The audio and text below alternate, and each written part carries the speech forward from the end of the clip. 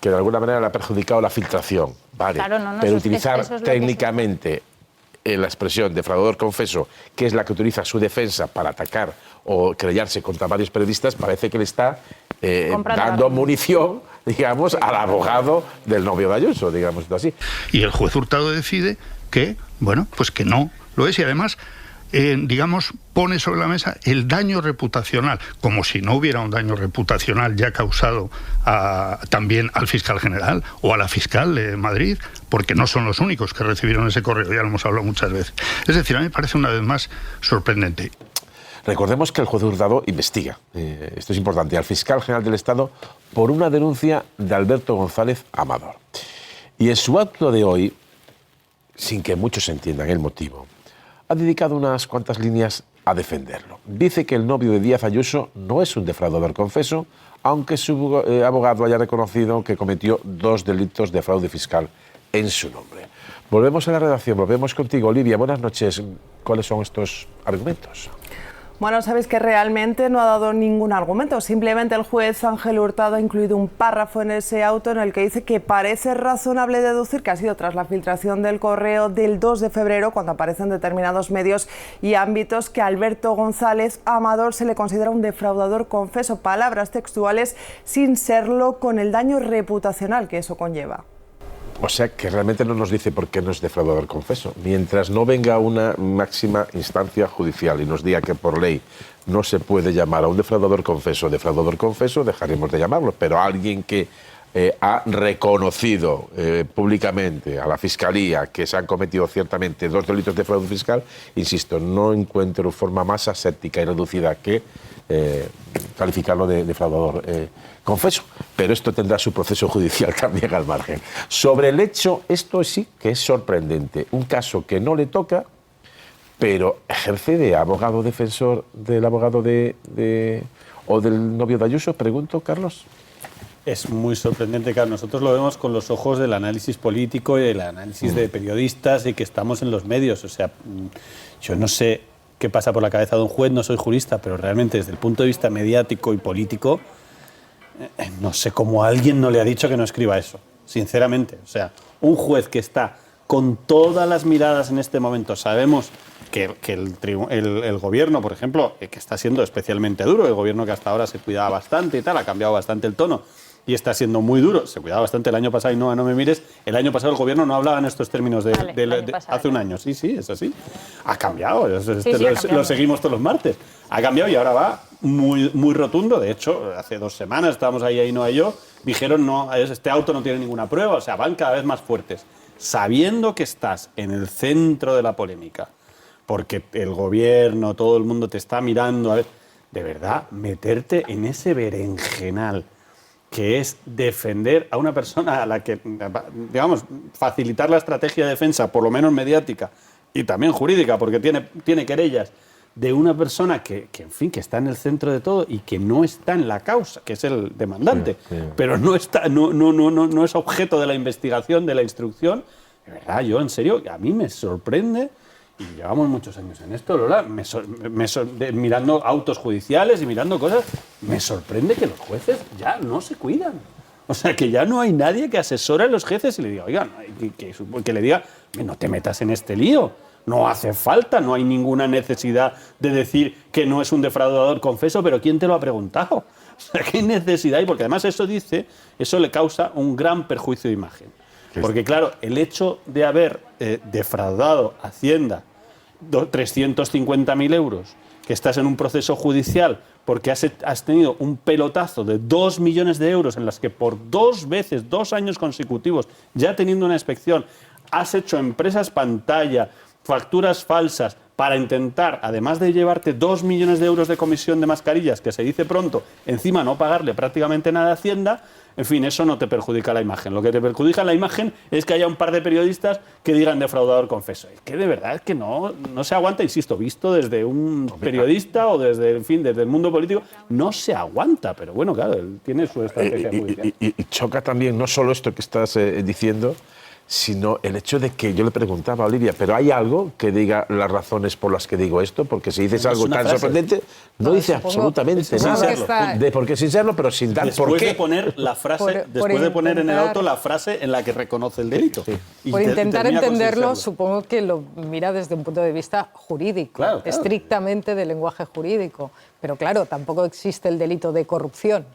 Y la gente, los periodistas, decimos que fulanito es corrupto. Imagínate que en los autos de los jueces dijeran, le llaman corrupto sin serlo. Bueno, Rodrigo, ¿pero por qué se mete usted en eso? Si reconoce a la justicia, al fiscal en este caso, haber cometido un acto de corrupción, le podemos llamar corrupto confeso. No, como el delito de corrupción técnicamente, formalmente... Es apropiación indebida o eso. Pero qué locura sería que los jueces se pongan a opinar sobre los titulares de los periódicos. O sea.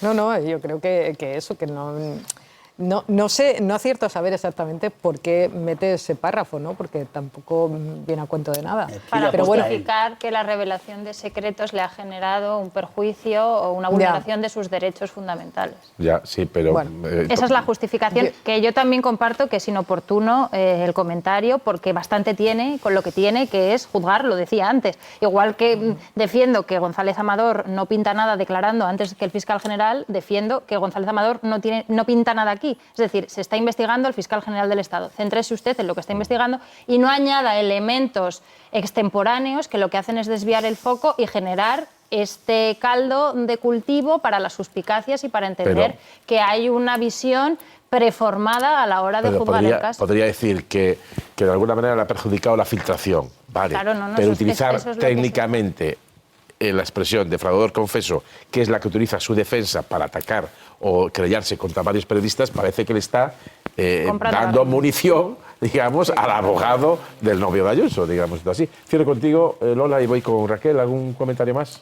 No, sí, yo ya te digo, creo que eso es una mera cuestión de lenguaje judicial, porque es que si no, no se entienden. Lo que pasa es que hay veces que los jueces, bueno, pues viven también en un determinado ámbito, viven en su burbuja, por decirlo así, y bueno, tienen que utilizar un determinado lenguaje, pero de la misma manera que nosotros, para acercar a la gente la información, pues utilizamos otro lenguaje. Me parece. Y apuntar a la idea también de que nunca fue un ciudadano particular y que si a cualquiera nos pasara algo así, no tendríamos ni mucho menos las herramientas que él ha tenido desde el primer momento, con recordad el ilustre Colegio de Abogados de Madrid, que salió a la carrera y que fue un poco el primer comunicado respecto a la revelación de secretos, reuniones discretas con Alfonso Serrano, con el número 2 de Ayuso en el Partido Popular de Madrid, con la defensa acérrima y trabajando día y noche por él del jefe de gabinete que cobra 100.000 euros al año, jefe de gabinete de la presidenta,